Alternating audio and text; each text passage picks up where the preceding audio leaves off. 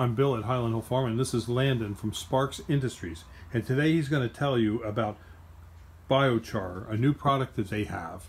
At Highland Hill Farm, we don't currently buy Biochar, but we're thinking about buying some to use it, and we're going to be making some videos on how it reacts to the soil when we use it in the soil and how well it does for us.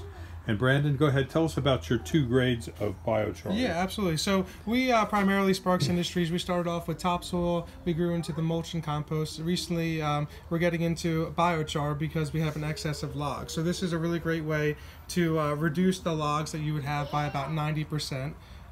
So these are 2 biochars. They're the same product, just refined to a different coarseness. So this would be our coarse material. So we take the raw material and pyrolysis is what the process is called. So we have it in essentially it's a 40-yard container with a blower on one side of the machine. It's powered by a diesel motor, and that's just the blower part. We take the logs, put it in the container, and the curtain actually eliminates all the oxygen while the logs are burning. And if you were to have a fire pit or if you were camping, you would reduce that wood into complete ash. So you would burn the wood in the fire, it would turn into ash. So what we do is we stop that process before the wood can actually turn to ash. And that's what biochar is. The best way to describe this is it's an amendment for your soil, but it's a sponge. So when we remove all the nutrients and water in the wood, it creates this type of charcoal-y matrix. And so it's a honeycomb matrix, and what it does is it holds 9 times its weight in water. That's good for your soil because you would amend it one time, and when it rains, it would soak up all that water right into the root zone, and it would slowly release it back into the roots, along with nutrients as well.